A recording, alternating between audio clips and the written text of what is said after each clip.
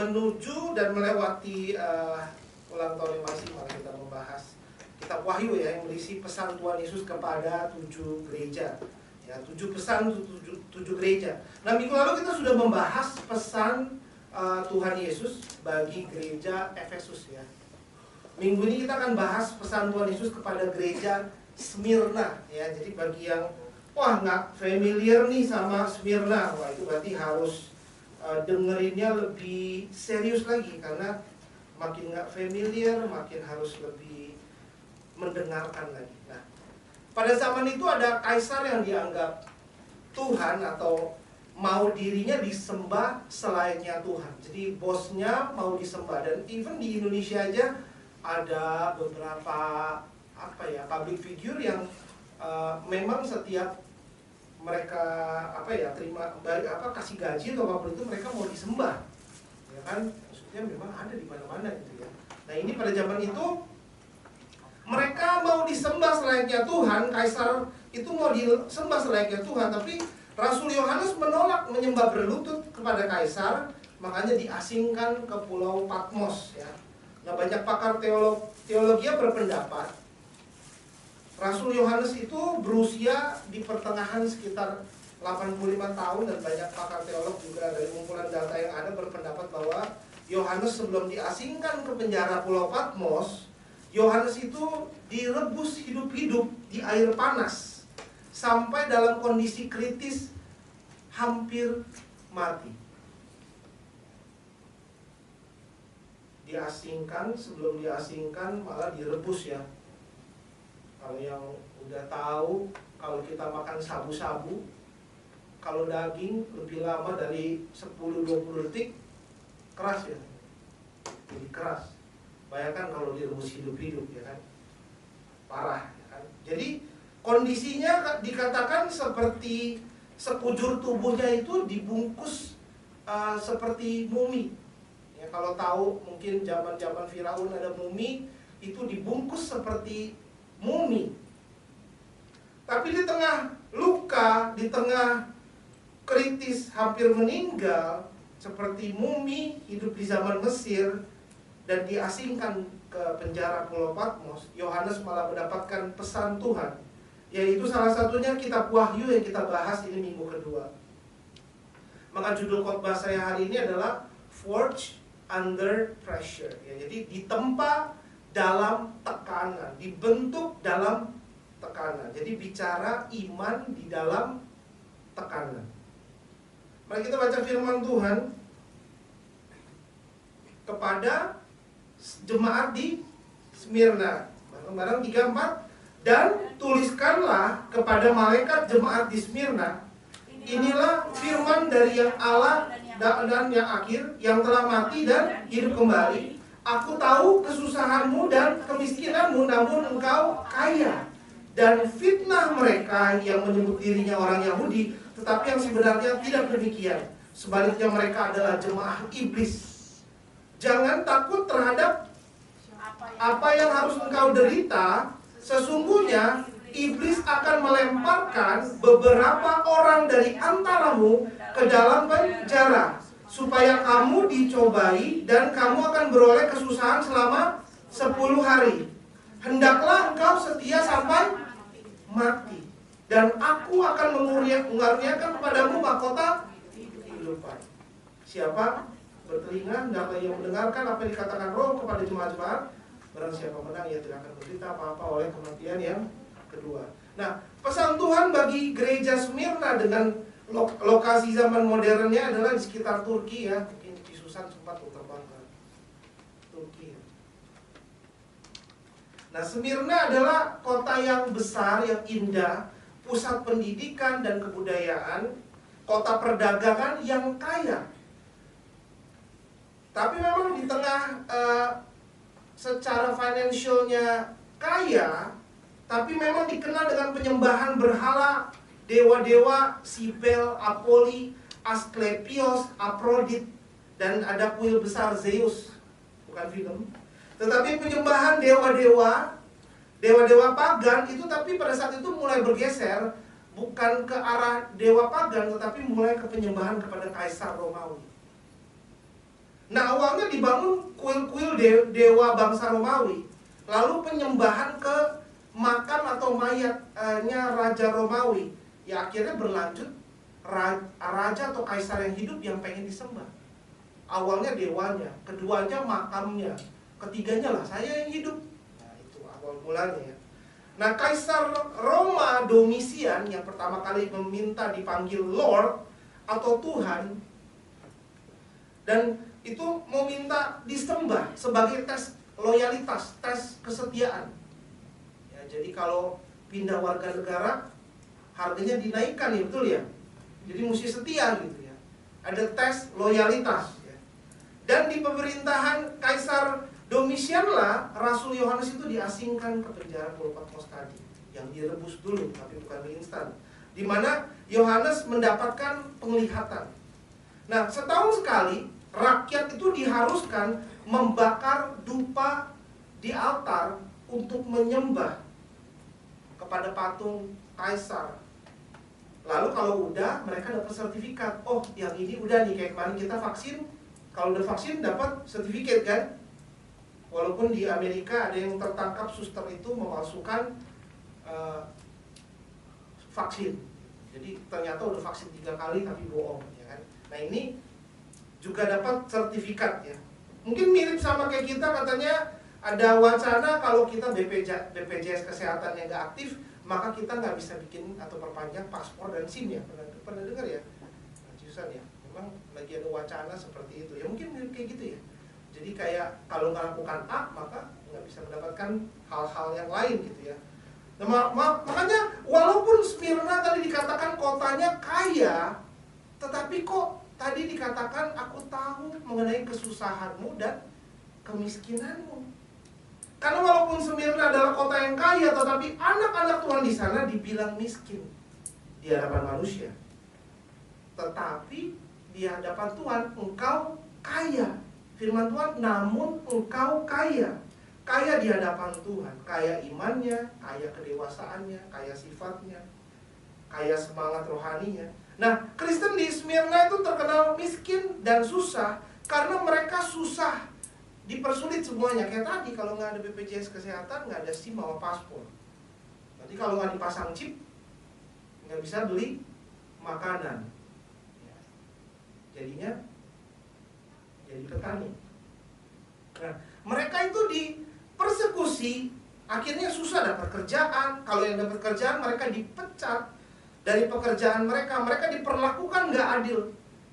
Kalaupun dirampok ya nggak ada polisi atau tentara, perlu ada kewajiban untuk nolong. Karena oh dia kan nggak bayar pajak ini. Wah dia kan nggak ada sertifikat udah melakukan apa yang kaisar mau. Berarti udah bukan bagian dari perlindungan Roma. Nah ini akhirnya mereka dipersekusi, salah satunya dipersekusi secara ekonomi.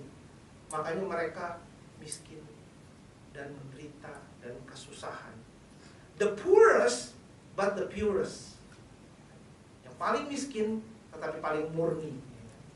The poorest tetapi the purest daripada 7 gereja. Kita sama-sama tahu Bapak Ibu Saudara bahwa di firman Tuhan dikatakan lebih mudah onta masuk ke lubang. Berarti nggak mungkin, karena onta nggak akan pernah bisa masuk ke lubang jarum.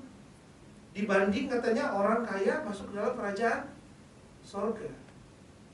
Karena seringkali kekayaan itu menjadi hambatan. Terlalu nyaman di dunia, mau hidup selamanya. Karena banyak, dalam 5 tahun terakhir ini ada banyak billionaires di seluruh dunia mencoba rekayasa genetik. Jadi gimana caranya hidup lebih panjang, tapi bukan pakai reptil ya, itu jadi film Spider-Man. Cuma maksudnya mereka merekayasa segala macam untuk lebih muda, ya. Itu udah ada di mana-mana. Seringkali karena kekayaan itu menjadi hambatan, maunya nyaman di dunia, udah gak pikir masalah sorga. Pikirannya hanya mungkin ya maunya lama aja hidupnya, jadi nggak mau mati. Akhirnya ya dilindungi semua yang ada, serakah, pelit. Karena itu jadinya berbeda sekali dengan karakter Kristus. Nggak sadar akhirnya ada deviasi, ada penyimpangan, menyembah dewa Bamo. Cinta duit. Akar segala kejahatan adalah cinta akan uang. Nah kita belajar dan diingatkan dalam jemaat Smyrna ini adalah jangan kita kalah sama gereja Smyrna atau jemaat Smyrna. Mereka nggak cinta kan? Mereka lebih milih nggak punya akses untuk bekerja, nggak dilindungi oleh polisi dan tentara pada zamannya. Mereka lebih pilih ditindas, diremehkan, dianggap gelandangan hina karena beli apa susah, daripada mereka harus menukar iman mereka. Mereka nggak mau semua. Mendingan hidup kayak binatang atau gelandangan, hidup nggak jelas dibanding harus punya ilah lain. Walau masyarakat modern di tahun 2026 akhir ini, ilah lain ada banyak sekali ya. Mungkin ilah lainnya itu adalah kita punya gadget, handphone kita. Mungkin ilah lain kita, mungkin our self worship. Jadi gimana kita mementingkan, pokoknya hidup kita harus nyaman. Pokoknya hidup kita, pokoknya kemauan saya harus terjadi, harus diwujudkan. Padahal dulu pas gak ada kerjaan, anehnya mungkin kita bisa persembahan. Sekarang kalau udah punya pekerjaan, malah mungkin jangankan persepuluhan, mungkin persembahan aja langsung ke WC pada waktu yang sama. Kalau menuju akhir kan pas balik tiba-tiba terima berkat ya. Ada trik-triknya gitu. Dulu mungkin pas nggak ada kerjaan mungkin nggak pelit, murah hati, teman-teman ditraktir semua, bawa oleh-oleh apapun itu. Nah pas sudah ada kerjaan malah mungkin pelit, serakah, sibuk nabung buat traveling, sibuk nabung mungkin buat upgrade handphone, nabung buat cicilan ini itu. Kita tukar iman kita tukar sifat karakter Kristus yang harusnya matang, kita tukar dengan uang. Mari kita baca firman Tuhan di Wahyu 2 ayat 9 dan 10 bareng-bareng. 3-4.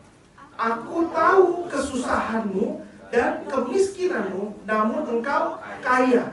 Dan fitnah mereka yang menyebut dirinya orang Yahudi, tetapi yang sebenarnya tidak demikian. Sebaliknya mereka adalah jemaah iblis. Jangan takut terhadap apa yang harus engkau derita. Sesungguhnya iblis akan melemparkan beberapa orang dari antaramu ke dalam penjara supaya kamu dicobai. Dan kamu akan beroleh kesusahan selama 10 hari. Hendaklah engkau setia sampai mati, dan aku akan mengaruniakan kepadamu mahkota kehidupan. Tuhan tahu kesusahan kita, saudara. Tuhan tahu kesusahanmu dan kemiskinanmu. Tapi Tuhan mau lihat responmu terhadap situasi yang kita hadapi. Baru Tuhan bisa menilai kalau Smyrna, jemaat Smyrna dibilang, namun engkau kaya. Bagaimana ketika Tuhan melihat kita? Apakah kita dikatakan, namun engkau kaya? Apakah kita sudah kaya di mata Tuhan? Apakah kita sudah kaya secara rohani? Mungkin selama ini kita pikir nggak ada yang tahu seberapa mungkin susahnya, sulitnya hidup kita. Karena manusia kebanyakan mungkin nggak peduli. Mari kita miliki lebih punya kasih, lebih hangat ke kiri dan kanan. Karena seringkali mungkin di coffee corner kita cerita, wah pas ditanya tapi kita nggak serius bertanya. Ketika orangnya kasih tahu, oh ini loh kondisi saya, oh doang. Kita nggak ada hal yang kita bantu, minimal nggak ada yang kita doakan. Karena kenapa kita nggak mendoakan mereka? Karena kita sudah tidak mendoakan diri kita sendiri, apalagi mendoakan orang lain. Sedangkan kalau kita setiap coffee corner kita mulai tanya kiri kanan kita sedang alami apa, akan setiap minggu mungkin dapat 3-4 bahan untuk doa syafaat. Dan kita akan growing stronger bersama-sama. Mari kita mulai doakan sekeliling kita, saudara. Mereka mungkin merasakan nobody sees my pain. Nggak ada yang perhatikan hal-hal dan kecapean saya, lelahnya saya, sakitnya saya. Kecuali mungkin kalau seseorang bikin kesalahan lalu dicecer. Nah itu orang udah pada tahu. Tuhan memberikan motivasi dan semangat. Jangan takut. Dikatakan jangan takut terhadap apa yang harus engkau derita. Iblis akan melemparkanmu ke penjara supaya kamu dicobai, diuji, dites. Bener nggak punya iman? Karena kita merasa banyak orang tanya, oh saya orang beriman. Gimana caranya proven atau terbukti kita punya iman? Ketika dihadapi sesuatu yang memang nggak ada jalan, nggak ada harapan, Kita cuma bisa pilih iman. Nah, di situ terlihat punya iman atau mengandalkan hal yang lain. Mungkin kita mengandalkannya, bikin di print out, ditulis. Hari ini mengerjakan apa, besok mengerjakan apa. Ya bagus, hidup teratur. Tetapi seringkali kita sibuk dengan cara kita nggak pakai cara Tuhan.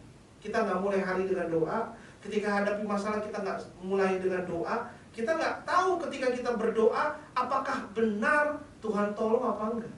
Akhirnya kita pakai cara modern, pakai handphone, pakai social media, networking, it's good. Tetapi harusnya kita pakai andalkan Tuhan. Selebihnya hanya bonus, saudara. Iblis akan melemparkan lu ke penjara. Nah, kita harus belajar jangan dikit-dikit kecewa sama Tuhan. Karena ikut Tuhan bukan berarti kita nggak alami badai, Bapak Saudara. Tetapi mungkin badai parah cuma jadi nina bobo, cuma jadi pules buat Tuhan. Dan Tuhan Yesus malah tertidur. Nah, makanya jalan sama Tuhan bukan nggak ada badai, tetapi badai itu tidak menghancurkan kita. Karena Tuhan Yesus di dalam kapal aja tetap ada badai, Bapak Saudara. Tetapi badainya tidak menghancurkan segalanya. Jalan bersama Tuhan bukan berarti nggak ada badai. Satu perahu bersama Tuhan, ya tetap ada badai. Walaupun kelihatannya nggak aman, tetapi semuanya hidup utuh, aman, berjalan terus kok. Mari kita hidup berdasarkan iman, bukan berdasarkan apa yang kita lihat. Jadi kayak having Jesus in your boat doesn't mean you won't face storms. Having Jesus in your boat means no storm can sink you. Jadi ada Tuhan atau berjalan bersama Tuhan dalam satu perahu bersama Tuhan nggak berarti bahwa nggak ada badai. Seringkali anak-anak Tuhan kecewa, kok saya udah pelayanan, kok saya udah ibadah, kok malah kayak begini ya. Tetapi ketika kita memiliki Tuhan atau berjalan bersama Tuhan di dalam satu kapal, di situ badainya boleh ada, tetapi badainya tidak menenggelamkan kita, badainya nggak meremukkan, badainya tidak menghancurkan kapal itu. Semuanya aman. Tuhan tahu ada badai, tapi ya itu biasa aja, nggak akan bikin apa-apa. Iblis coba-coba jadi singa, tapi singa ompong. Kelihatannya keadaannya mengerikan, tetapi nggak ada akibat parahnya. Mungkin seakan-akan menakut-nakuti. Bagaimana nanti? Nanti kalau udah gede gimana? Nanti gimana? Tahun depan gimana? 2030 bagaimana? Tapi itu nanti. Singanya macannya ompong. Hidup kita Tuhan sudah menang atas setiap keadaan. Amin, Bapak Saudara.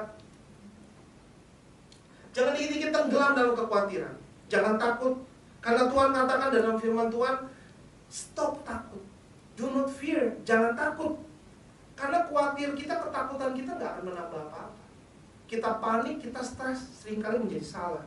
Hendaklah engkau setia sampai mati, dan aku akan mengaruniakan kepadamu mahkota kehidupan.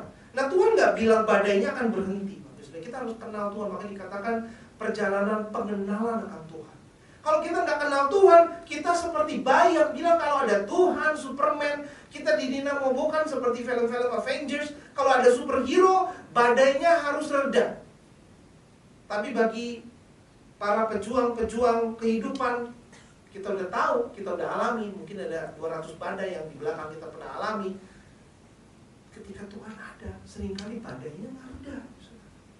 Tuhan nggak bilang badainya akan berhenti.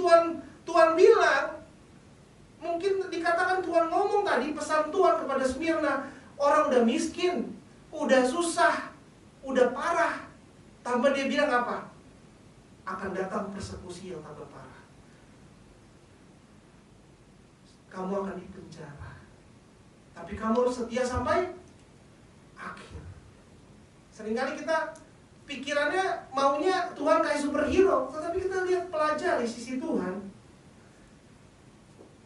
Sekarang di penjara, jadi haruslah engkau setia sampai mati. Jangan belak-belok, jangan khawatir, jangan gentar, jangan takut, jangan tidak setia, tapi jalanin aja terus. Datang aja ibadah terus, datang aja pelayanan terus. Jangan alasannya banyak, tapi setia aja. Karena kalau besok mungkin hari terakhir kita perpanjang SIM, biasanya kita I'll be there. Cuti nggak cuti, biasanya dicuti-cutikan. Tapi bagaimana dengan ibadah, pelayanan, baca kitab setiap hari, apa doa setiap pagi? Kita seringkali banyak alasan. Kalau hujan, banjir, kemarin itu taksi online mulai mahal dalam 3 bulan, 4 bulan terakhir, ya kan? Atau dipanggil tapi bisa telat 15 menit. Susah lah, nggak ibadah. Ada juga yang saya pernah dengar, susah cari parkir katanya. Tapi kalau kita mau nge-mall, pernah nggak kita beralasan susah cari parkir? Ada nggak yang sore ini mau wedding, atau mau marriage, atau mau dalam pesta pernikahan, bilang, saya nggak mau deh ke venue itu, susah cari parkir. Lalu yang nikah lu katanya, yang nikah kamunya nggak datang, mau gimana bubar gitu. Pasti kan nggak mungkin susah cari parkir, pasti dia parkir 1 malam sebelumnya, seringkali nginap malah di gedungnya. Nah itu dia. Kebetulan di Australia ada hotel, ya kan? Bilang-bilang nanti kita bisa makan breakfast burger. Nah jangan belok-belok, percaya aja walau situasinya dikatakan awalnya miskin, sulit, susah, bahaya, nggak ada tentara atau polisi, malah ditambah di penjara, jalani terus. Aku akan mengaruniakan kepadamu mahkota kehidupan. Kita nggak mau mahkota di dunia, itu cuma sebentar. Bentar ngeliat kaca, ngeliat cermin, bentar lagi tiba-tiba saya sendiri udah menuju 50 tahun usia. Cepet banget. Merem dikit, tiba-tiba udah tambah lagi. Kita mau mahkota kehidupan. Di dalam penjara kita diuji, tapi janganlah takut. Stop being afraid.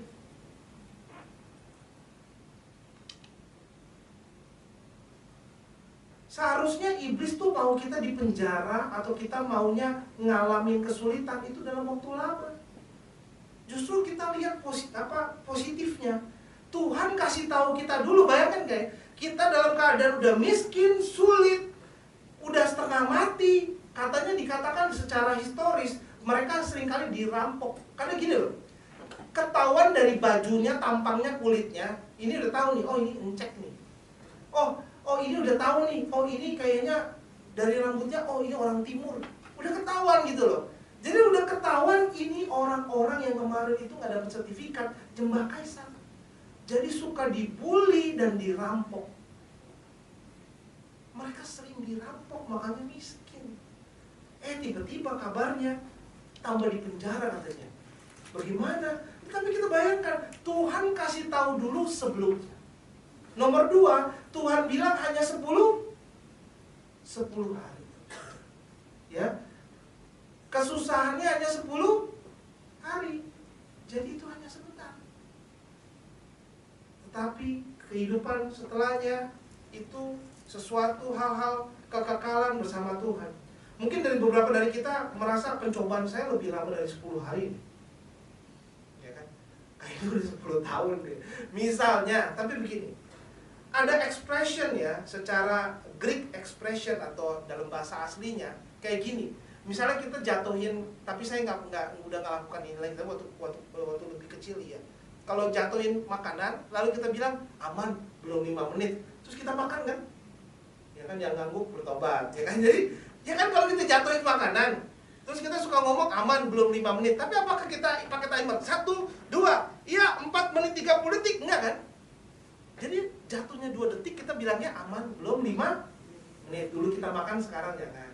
Ya, kita tahu 2 detik aja cukup membuat ribuan bakteri masuk ke dalamnya dan virus dan banyak hal ya. Dan seperti itu ekspresi. Jadi ketika dikatakan, ada pakar teolog berkata itu mungkin bukan 10 hari. Mungkin lebih cepat, mungkin lebih lama, itu expression bahwa cuman sebentar gitu ya. Coba katakan ke kiri kanannya, prosesnya cuma sebentar. Ya, jangan lemes dong. Prosesnya cuma sebentar. Enaknya lama, kekekalan ya. Jadi cuman 10 hari, cuman 5 menit aja, cuman sebentar aja ya. Tuhan punya rencana atas setiap keadaan kita, Tuhan setia.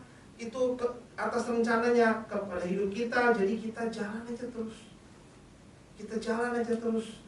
Nah, ketika itu terjadi proses pemurnian, ya itu biarkan aja, karena memang kita harus lalui, sehingga iman kita bukan sekedar di mulut dan niat, tetapi iman yang teruji. Karena anak sekolah minggu tepuk tangan, mereka belum tahu, ya kan? Kan sering ada ngomong, kamu, saya juga ngomong, kamu nggak ini angkat beban, udah angkat beban kehidupan, saya cuma bercandain. Ya, makanya anak-anak di sebelah, di ruang kids, mereka sering kali nggak tahu, pokoknya bangun pagi ada yang bangunin, seragam ada yang sediakan, lalu makan ada yang masakin, mereka nggak tahu itu bisa jadi makanan bagaimana ujungnya tuh. Dari zaman kerja diomelin klien, dia nggak tahu apa-apa, sampai jadi sayur dicuci dulu, ya kan? Mereka nggak tahu tuh ada kumannya, ada kutunya, pokoknya mereka makan nggak enak, cuma gitu doang. Nah, kita nggak seperti anak kecil, kita sudah jauh lebih dewasa loh, saudara. Jadi ketika kita alamin sesuatu, iman teruji, justru kelihatan Tuhan udah tahu kita pribadi yang setia. Tuhan udah tahu Smyrna itu pribadi yang setia dan beriman. Justru Tuhan seringkali saya perhatikan seperti Ayub dan Smyrna, Tuhan seperti mau pamer. Kayak, liatin tuh, rajin tiap minggu ibadah. Bener, kata Tuhan. Seringkali kita berdoa, ya janganlah Tuhan, gak usah dipamer-pamerin. Kita yang sedang-sedang aja, ngeri kadang-kadang dipamerin. Antara 7 gereja, kenapa kita lihat kondisi miskin, susah, sulit, malah dihadapi dengan penuh ucapan syukur? Ini karakternya luar biasa. Karena dari 7 gereja, hanya gereja Smyrna di antara 7 gereja, bahkan di antara 2 dari antara 7 gereja yang masih bertahan. Bahkan sampai hari ini Smyrna itu bertahan. Mereka survive berabad-abad lewati penjajahan bangsa Roma, persekusi dari agama seberang, gereja bawang. Imannya kenapa bisa bertahan? Kita belajar karena mereka nggak cinta akan uang. Iya. Awalnya tulus, lama-lama fulus. Ya kan?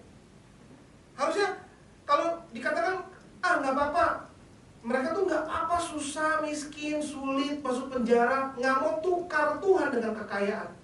Nah, mereka selamat sampai berabad-abad, gerejanya selamat. Regenerasi tetap lanjut.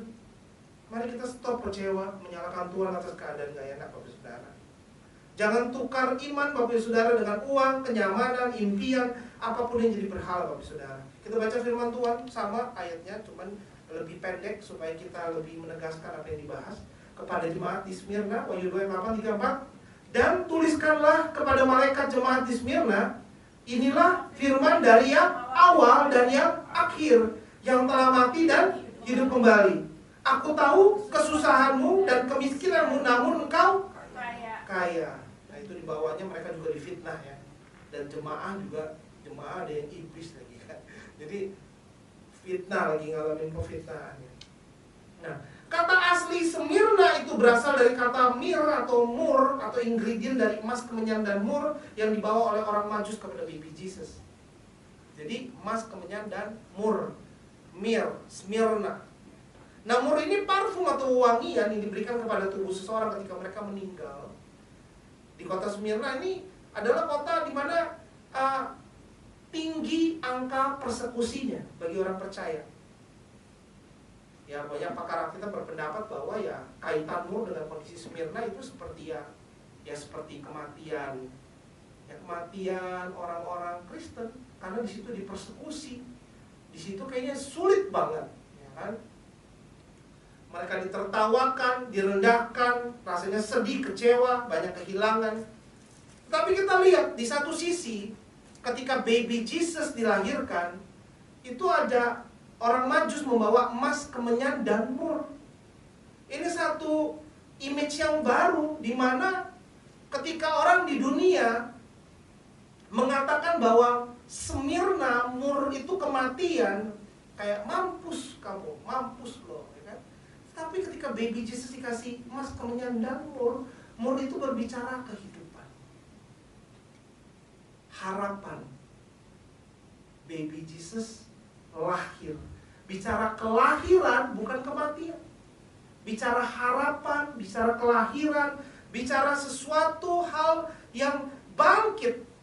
Jadi apa yang dipandang dunia sudah mati, sudah terlambat, sudah gak mungkin ada harapan. Tetapi bagi Tuhan masih ada harapan.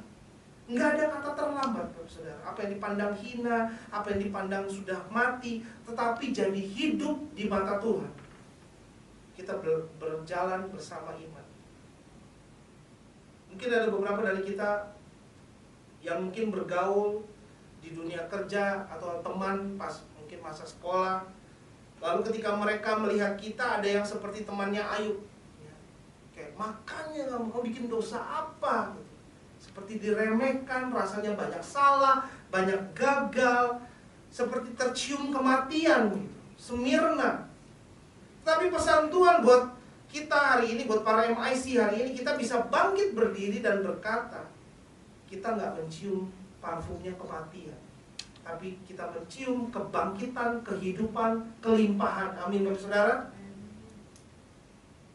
Dan Tuhan Yesus dari awal mengingatkan Yohanes untuk memberitahukan kepada orang-orang bahwa saya tuh Tuhan. Saya juga ngalamin, maka dikatakan saya telah mati dan bangkit. Dikatakan tadi yang awal dan yang akhir, yang telah mati dan hidup kembali. Jadi Tuhan udah ngalami semua. Dia dari awal udah ada dan dia ngalamin itu semua. Dia ngalamin yang namanya mati dan dia satu-satunya yang hidup. Nah, hidup kita tidak dibatasi oleh naik turunnya pemerintahan Romawi. Hidup kita tidak dibatasi oleh naik turunnya dinamika perubahan politik bangsa Indonesia. Siapapun pemimpinnya, Tuhan Yesus adalah Raja segala raja bagi hidup kita. Hidup kita tidak dibatasi oleh mungkin diagnos dari dokter, Bapak Saudara. Hidup kita tidak dibatasi oleh promosi apa enggak di kantor. Karena pada zaman dulu, pada saat awalnya manusia itu seringkali khawatir, kita lihat ya di ayat-ayat ini. Kita baca firman Tuhan di Wahyu 2 ayat 8. Oke. Dan tuliskanlah kepada malaikat jemaat di Smyrna, inilah firman dari yang awal dan yang akhir, yang telah mati dan hidup kembali. 9 bareng-bareng 34. Aku tahu kesusahanmu dan kemiskinanmu, namun kau kaya, dan fitnah mereka yang menyebut dirinya orang Yahudi, tetapi yang sebenarnya tidak demikian. Sebaliknya mereka adalah jemaah iblis. Jangan takut terhadap apa yang harus engkau derita. Sesungguhnya iblis akan melemparkan beberapa orang dari antaramu ke dalam penjara supaya kamu dicobai, dan kamu akan beroleh kesusahan selama 10 hari. Hendaklah engkau setia sampai mati, dan aku akan mengaruniakan kepadamu mahkota kehidupan. Siapa bertelinga, hendaklah ia mendengarkan apa yang dikatakan Roh kepada jemaat-jemaat. Barang siapa menang, ia tidak akan menderita apa-apa oleh kematian yang barang siapa menang, saudara. Cobaannya boleh datang, bisa ada yang menang, ada yang kalah.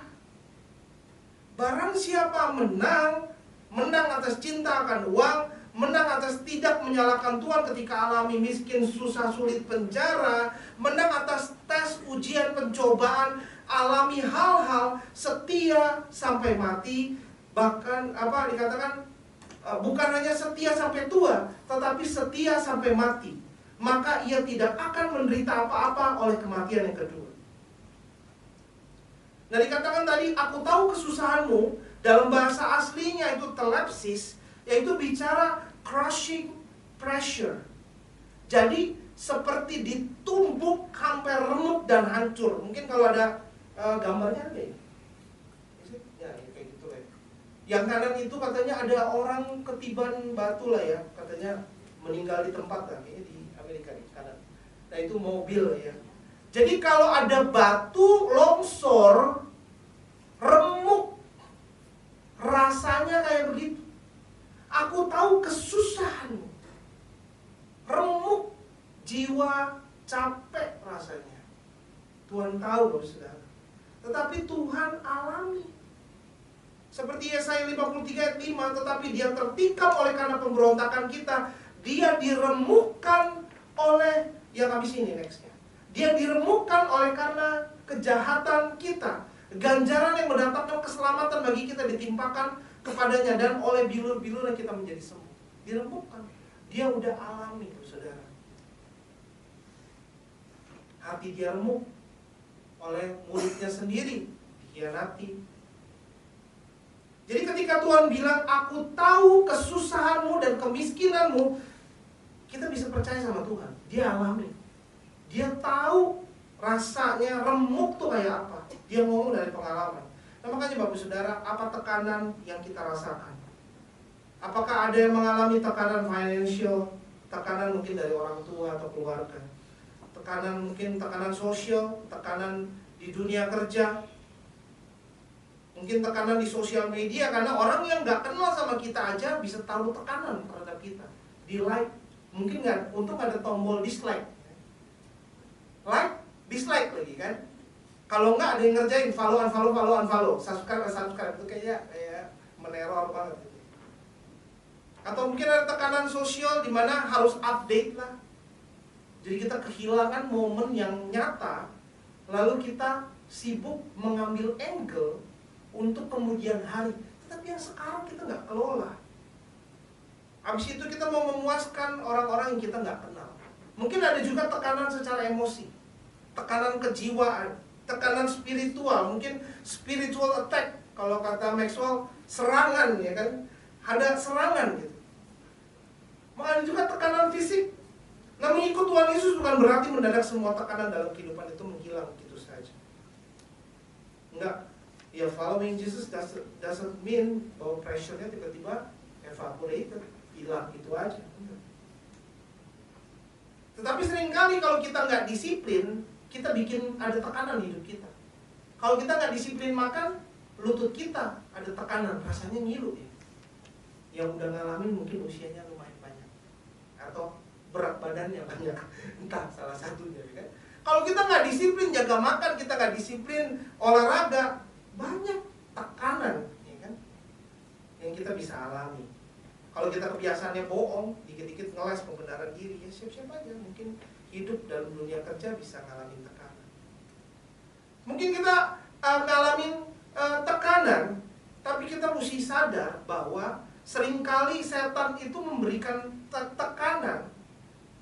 Setan udah mau masukin penjara, kesusahan, kesulitan itu lama. Setan udah ambil langkah, tapi Tuhan juga ambil langkah. Di mana kata Tuhan? 10 hari. Habis itu saya kasih bonus, kematian kedua nggak bisa menyentuhmu dan dapat mahkota kehidupan.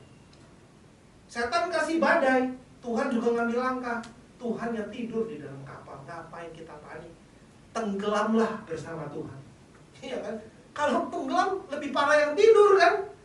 Kan dia tidur, dia berenang nanti. Kalau kita kan udah tahu dari tadi, lebih parah dia sebetulnya. Tapi yang panik kita. Seringkali padahal Tuhan. Tadi Tuhan yang luar biasa menyembuhkan, membangkitkan orang dari kematian. Air menjadi anggur, tetapi Tuhan yang sama tidur, kita panik. Padahal tahun-tahun sebelumnya Tuhan udah tolong. Kalau ada serangan, ada gangguan, ya karena kita mengatasnamakan Tuhan, kita mengambil posisi di sisinya Tuhan. Jadi kita like against the devil. Jadi lawan kita setan. Kita baca firman Tuhan 1 Samuel 8 ayat 7. Kita mau seperti Smyrna, mereka sulit, susah, tapi mereka sangat beriman. Nah kita mau baca 1 Samuel 8 ayat 7 bareng-bareng 3-4. Tuhan berfirman kepada Samuel, dengarkanlah perkataan bangsa itu dalam segala hal yang dikatakan mereka kepadamu, sebab bukan engkau yang mereka tolak, tetapi akulah yang mereka tolak, supaya jangan aku menjadi raja atas mereka. Jadi katanya kita mengundang orang ke gereja, bagian ngajakin nonton Spider-Man, yes. Bagian nonton Shaolin Kung Fu Soccer hari Selasa, ya, muka Stephen Chow, ya kan? Yes, ya kan? Bagian ibadah semalam pulangnya jam 1 pagi. Minggu depan deh.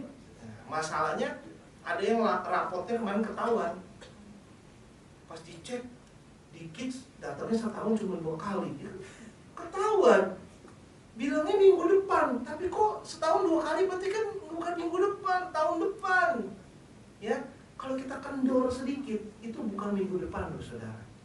Takutnya pas Tuhan sudah segera datang itu. Jadi harus sekarang, jangan nanti. Listen to all that the people are saying to you. It is not you they have rejected, but they have rejected me as their king. Jadi kalau ada yang malas ibadah, nggak mau pelayanan, jangan saya. They are not rejecting you. They are rejected. They have rejected me as their king. Jadi jangan menyerah. Ayo kayak Smyrna, semangat sampai akhir. Nggak usah pusing kayak orangnya diajakin, abisnya nggak semangat. Orangnya diajakin doa puasa, tadinya saya semangat, sekarang jadi orang berdosa gara-gara dia. Kayak setannya dia lompat deh ke saya. Kayak pokoknya alasannya banyak, pokoknya kita udah nggak mau lagi dah. Ngeri sama dia. Kayaknya masalah dia beres enggak, kita dari nggak ada masalah jadi ada masalah gitu kan ya. Nah itu ngeri gitu, dan kita mulai trauma. Ingat, it is not you they have rejected, but they have rejected me as their king. Iya, maju aja, ngajak aja, kursi panas, suka ngomong itu kursi panas.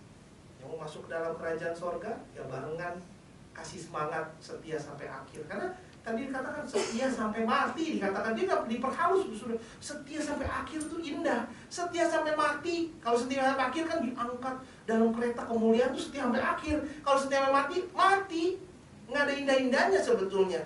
Tapi itu nggak pakai diperhalus, karena diperhalus orang-orang udah akhir zaman. Ya terus. Tapi kita lihat bahwa orang-orang di Smyrna ini luar biasa. Karena kalau di gereja-gereja lain, kan ada 7 gereja. Kemarin Efesus aja udah kelar. Kamu meninggalkan kasih mula-mula. Udah kelar dia, udah pokoknya Efesus. Di gereja lain habis deh pokoknya. Tapi yang ini, yang gak mau cintakan duit, yang susah dari dulu, bangga banget. Tuhan kalau ngeliatin kayak itu bangga rasanya, kayak oke saya tambahin lah ya penjara, tapi 10 hari aja ya, gila banget ya kan. Ditontonin ya kan. Kalau enggak apa, kalau mati nanti kasih mahkota. Terus kita pikir mahkota apaan, susahnya sih gak kerasa gitu ya, panjang, lama, capek gitu ya. Tapi dia tahu di tengah-tengah itu kita lihat satu-satunya gereja yang gak ada koreksi dari Tuhan. Gak ada koreksi. Yang lain ya depannya dipuji-puji dikit dulu. Aku tahu, belakangnya kamu meninggalkan kasih mula-mula, mulai gak enak, mules. Kalau ini enggak, dari awal sampai akhir enggak ada apa-apa. Adanya mahkota, adanya tidak akan mati, kedua kalinya tidak akan menyentuhmu. Nah itu dia. Jadi kalau kita mau selamat sampai di ujung, ya itu mirip Smyrna ini. Karena dia gereja yang bertahan sampai hari ini.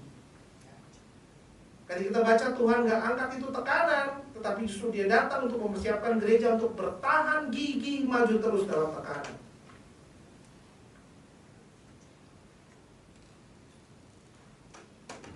Saya undang Robert untuk memainkan berbut.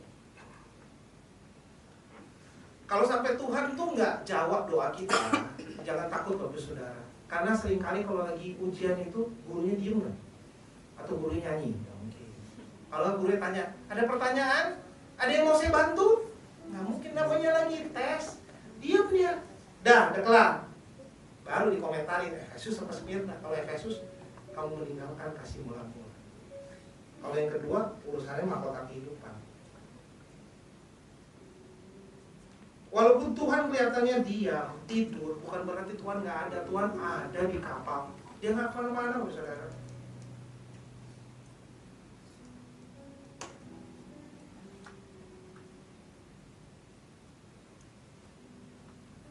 Kita mesti semangat, karena Tuhan sendiri yang ngomong. Cuma 10 hari kok, cuma 5 menit aja, cuma bentaran kok. Berarti kalau Tuhan bilang sebentaran, selesai dari itu, hidup kita akan panjang untuk menikmati sisanya. Ya nggak guna juga kan, kalau apapun itu tapi jadi pendek. Tapi kalau dia cuma sebentar doang prosesnya, berarti sisanya masih panjang. Itu ada indahnya, saudara. Seperti kita lihat di gambar dari awal itu tuh kita pakai karbon di press itu tekanan menjadikan diamond. Diamond in the rough. Jadi karbon kena tekanan, kena panas bumi, jadi diamond. Nah, biarkan semua yang kita alami, apa itu panas, capek, lelah, remuk, bahkan itu bikin kita jadi bersinar, indah, berharga. Jangan menyerah di tengah jalan, ntar hitam doang kayak karbon. Maju terus, saudara. Tapi jangan kita over manage atau kita ngatur setengah mati. Harus kita surrender. Kita menyerahkan kendalinya di tangan Tuhan. Jangan kenapa lama sih Tuhan? Kenapa nggak sekarang? Nah, kita megang kendali. Tapi kalau justru kata Tuhan, lah saya nunggu kamu, kamunya yang nggak tobat. Kamu nunggu tapi kamu nggak tobat. Bukan kita yang nunggu Tuhan, seringkali Tuhan yang nungguin kita untuk kembali sama Tuhan, untuk melakukan lagi seperti Efesus, lakukan lagi apa ya hal-hal baik yang pernah kita lakukan. Saya tutup dengan satu kisah sejarah, saudara. Ada gambar yang naik sepeda itu, right? Okay. Ada satu sejarah, saudara, selama hampir 100 tahun itu ada atlet balap sepeda profesional Inggris mengalami masa yang suram. Jadi dari tahun 1908 mereka itu parah banget karena hanya meraih 1 medali emas dalam 110 tahun. Lama banget tuh ya. Kalah Indonesia merdeka tuh ya. Jadi dalam 110 tahun hanya 1 kali. Dan tidak ada satupun pembalap Inggris yang pernah memenangkan Tour de France. Kinerjanya benar-benar parah. Saking parahnya sampai ada merek sepeda yang nolak kalau dibeli sama tim mereka. Jadi kalau ketahuan kamu timnya misalnya tim nasional Indonesia, jangan beli kaos saya, jangan beli sepatu merek saya. Malu katanya. Nanti kalau kamu pakai ini pasti pelari-pelari yang kalah. Saking memalukannya. Akhirnya ada orang bernama Dave Brailsford yang ada di dalam mobil tuh, yang kayak ayah bagi semuanya. Kelihatan dari hatinya mengamati timnya itu kayak mengamati pegunungan yang indah. Dia ditunjuk sebagai performance director. Nah dia nggak cari hal-hal yang perbaikan yang spektakuler. Dia cuma punya prinsip, kalau saya coba tambah 1% aja kenaikan kecil, saya yakin perubahannya akan baik. Udah itu doang. Jadi dia mungkin udah capek juga kali ya, 110 tahun nggak bakal, ya udahlah ya, daripada lebay-lebay gitu kan ya. Dia cuma melakukan hal-hal kecil. Perubahan-perubahan kecilnya dia atur sadel atau tempat duduk sepedanya tuh biar lebih enak, biar lebih nyaman. Lalu dia gosokin alkohol ke ban rodanya. Katanya kalau digosokin alkohol itu daya cengkramnya lebih baik. Hal-hal sangat kecil. Lalu dia cari bantal paling nyaman, dikasih bantal travel ke para atletnya supaya mereka bisa tidur lebih nyenyak. Pokoknya sepele banyak, tapi banyak hal sepele, hal-hal kecil dia perhatikan. Lalu dia kasih celana balap sepedanya itu ada kayak listriknya atau elektriknya, itu bisa kasih suhu otot lebih ideal. Ya karena kan bayangin aja kalau -2 gitu kan, kedinginan ya kan, terus genjot sepeda 1 jam kan ya boro-boro ya kan. Pas ya, jadi dikasih pemanas di celananya. Dan ada sensornya, bisa kasih feedback ke komputer dia. Baik-baik aja apa enggak. Ini care banget sama atlet-atletnya. Nggak ada perubahan yang kayak gimana, tetapi langkah kecil dilakukan. 5 tahun kemudian, Bapak Saudara, Inggris memenangkan 60% medali emas cabang balap sepeda Olimpiade Beijing. Dalam kurun waktu 2007 sampai 2017, jadi 10 tahun, mereka memenangkan 178 gelar dunia, 66 medali emas Olimpiade dan Paralimpiade, lalu 5 gelar Tour de France dalam 6 tahun. Jadi memenangkan 5 dari 6. Perubahan kecil aja. Bangun lebih pagi, sarapan nggak pilih-pilih. Bangun pagi sarapan pilih-pilih udah ngedumel ya, seharian kesel. Kadang-kadang perubahan-perubahan kecil. Kalau macet jangan ngoceh, ya kan? Kalau ada yang telat jangan marah-marah. Hal-hal kecil. Hal-hal kecil kalau dikumpulin nggak jadi meleduk di ujung. Mari Bapak Saudara, walaupun kelihatannya situasi udah kalah terus, susah, miskin, masuk penjara, jangan lemah semangat, kehilangan pengharapan. Lakukan perubahan-perubahan yang kecil. Kita bisa lakukan perubahan-perubahan kecil yang ada di hidup kita. Mungkin mulai tadi kembali ajak teman-teman kita untuk ibadah baru. Selama ini kita teks malah tentang satu, saudara. 2 tahun kemudian maaf gitu kan. Bisa lihat gimana gitu. Mulai ada semangat lagi. Karena mereka nggak menolak kita, mereka menolak Tuhan. Kan kita datang atas nama Tuhan. Tanyakan kabar mereka, kerohanian mereka. Mungkin kembali untuk senyum lagi. Karena mungkin selama ini kita udah setahun senyum, 2026 udah mau habis, tapi nggak ada yang balas senyuman. Semua orang mau kasih tahu saya tidak baik-baik aja. Lalu semua orang seperti layar gelap. Lalu kita senyum tidak berbalas. Lama-lama sisanya nggak ada yang senyum. Nah saya yang di depan melihat semuanya seperti itu, saya juga bingung mau ngapain di depan. Misalnya gitu ya. Tetapi mulailah tersenyum dari diri kita. Jangan harap balasan Bapak Saudara, karena mereka they are not rejecting you, they rejected me as their king.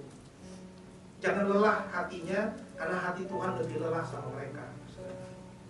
Mulai murah hati lagi, walau orang-orang mungkin banyak yang pelit dan serakah in this economy. Mulai perbaiki, baca firman Tuhan setiap hari tanpa pakai alasan apapun, karena banyak orang bisa nggak banyak alasan kalau hal itu kita mau. Ngantri, oh ada teh baru dari China, ngantri. Coba kalau ngantri ibadah, ngantri parkir, ngantri nge-grab 15 menit sebelumnya dipencet. Pokoknya semua ngantri buat Tuhan kayaknya rasanya greget gitu. Tapi kalau buat yang minuman manis, habis pulang di sini pada ngantri minuman manis, mau pesen bayar loh saudara. Ngantri, udah bayar, nggak dapat tehnya, cuman dapat kertas. Coba kalau bapak-bapak umur 80 tahun, saya ngantri 15 menit dikasih kertas, ngamuk dia. Saya mau bayar ini dikasih kertas. Nomor 238. Ngeri banget ya. Ini keadaan kita, jadi kalau kita bisa sabar. Karena pemurnian yang selama ini kita alami akan berhasil menjadi percepatan akselerasi kemenangan. Kita akan timbul bersinar keluar dari tekanan yang ada, asal kita setia sampai mati. Urusan matinya kapan, matinya bagaimana, apa nggak jadi mati itu urusan Tuhan. Yang penting kita setia sampai mati dulu. Niatan kita setia sampai mati, kalau nggak jadi mati ya bagus. Tuhan yang tolong. Tapi kalau Tuhan nggak tolong, kata Sadrak, Mesak, Abednego, ya nggak apa-apa. Loh saya ciptaan Tuhan kok. Perasaan saya sedih, kecewa saya itu ciptaan Tuhan. Ngapain saya rasa-rasa untuk ngelawan Tuhan? Kalau dia yang kasih itu rasa. Perasaannya dia yang kasih. Loh kenapa perasaannya kita jadi kecewa sama Tuhan? Kita nggak bisa, itu perasaannya dari Tuhan. Karena kalau kita udah kecewa, udah ngerempet. Mungkin teman gerejanya baik, tapi jadi kecewa. Bilangnya kecewa. Tapi mungkin kita kecewa sama banyak hal lain yang bukan Tuhan, tapi Tuhan yang kena. Setia sampai mati. Ketika kita terbukti menang, maka akan ada mahkota kehidupan dan sorga menanti kita. Kalau kita menang, kalau kalah, dia belajar dari Efesus lagi baliknya. Kalau Smyrna, barang siapa menang, dia menang soalnya. Jadi kita harus menang. Kita tahu Tuhan ada di dalam kapal bersama kita. Dia tidur bukan karena dia nggak ada. Nah, kita satu hati dalam doa. Tuhan Yesus, kami satu hati berdoa. Tuhan, kami mengucap syukur Tuhan selalu ada bagi setiap kami. Tuhan nggak pernah tinggalkan kami. Kami percaya Tuhan, walaupun ada mungkin kesulitan, kesusahan, kemiskinan di Smyrna Tuhan, kami percaya Tuhan itu cuma sebentar.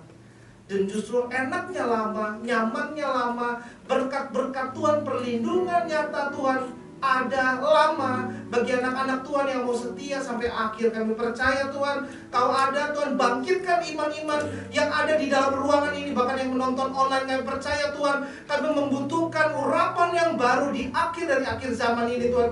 Ada kebangkitan rohani, ada awakening, ada api yang baru di dalam nama Tuhan Yesus. Yang terang Kristus itu turun atas setiap kami Tuhan, yang terang datang, yang gelap pergi di dalam nama Tuhan Yesus. yang kudus datang, yang najis pergi di dalam nama Tuhan Yesus. Kami meteraikan doa kami dengan darah Kristus. In Jesus name we pray. Amen. Amin.